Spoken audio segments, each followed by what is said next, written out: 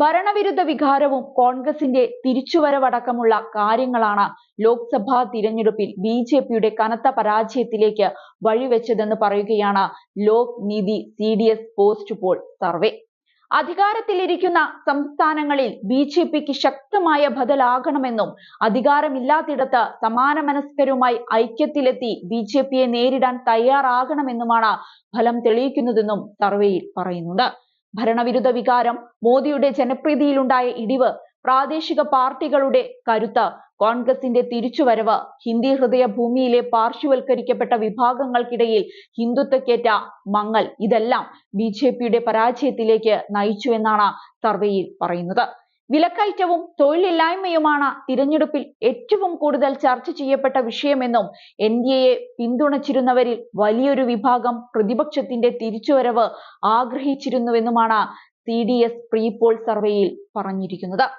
തിരഞ്ഞെടുപ്പിൽ NDAയ്ക്ക് ലഭിച്ചത് 43.6% വോട്ട് വിഹിതമായിരുന്നു.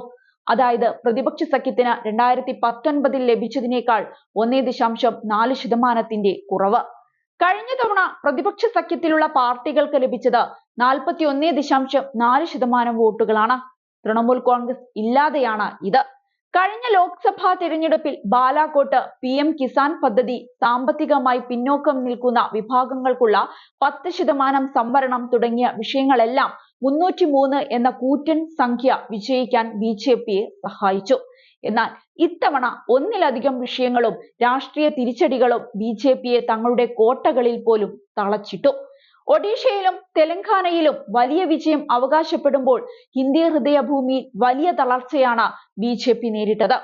സത്യത്തിൽ UPയിൽ മോദിയേക്കാൾ ജനപ്രീതി രാഹുൽ ഗാന്ധിക്കാണ് ലഭിച്ചത്. സമാനതകൾ ഇല്ലാത്ത തിരിച്ചടിയായിരുന്നു ഉത്തർപ്രദേശിൽ ബിജെപി നേരിട്ടത്. ദളിത്, OBC, ന്യൂനപക്ഷ വിഭാഗങ്ങളിൽ നിന്നുള്ള വലിയ പിന്തുണ കോൺഗ്രസിന് ലഭിച്ചു. ഭരണത്തിലേറിയാൽ ബിജെപി ഭരണഘടനയെ തന്നെ ഇല്ലാതാക്കുമെന്ന സമാജ്വാദി പാർട്ടിയുടെ പ്രചരണമടക്കം ബിജെപിക്ക് തിരിച്ചടിയായി. UPയിൽ ജനപ്രീതിയുടെ കാര്യത്തിൽ മോദിക്കും വലിയ ഇടിവാണ് സംഭവിച്ചത്. പ്രധാനമന്ത്രി സ്ഥാനത്തേക്ക് മോദിക്ക് പകരം ഇവിടെ ഏറ്റവും കൂടുതൽ പേർ പിന്തുണച്ചത് രാഹുൽ ഗാന്ധിയെയായിരുന്നു. 36% പേർ രാഹുൽ ഗാന്ധിയെ പിന്തുണച്ചപ്പോൾ 32% പേർ മാത്രമാണ് മോദിയെന്ന് അഭിപ്രായപ്പെട്ടത്. ഉത്തരാഖണ്ഡ്, ഗുജറാത്ത്, മധ്യപ്രദേശ്, ഛത്തീസ്ഗഡ് തുടങ്ങിയ സംസ്ഥാനങ്ങളിൽ ഒഴികെ ഹിന്ദുത്വ ഉയർത്തി ഇനി വോട്ട് തേടാൻ ബിജെപിക്ക് സാധിക്കില്ലെന്നത് കൂടിയാണ് ഈ തിരഞ്ഞെടുപ്പ് ഫലം വ്യക്തമാക്കുന്നത്. ബിജെപിയുടെ കോട്ടയായ കർണാടക ഉൾപ്പെടെയുള്ള സംസ്ഥാനങ്ങളിൽ കോൺഗ്രസ് വോട്ടുയർത്തി. ഭരണത്തിലിരുന്നിടത്ത് ബിജെപിക്ക് വ്യക്തമായ ബദൽ ഉയർത്താൻ സാധിച്ചാൽ മുന്നേറാമെന്നാണ് ലോക്സഭാ തിരഞ്ഞെടുപ്പ് ഫലം തെളിയിക്കുന്നത്.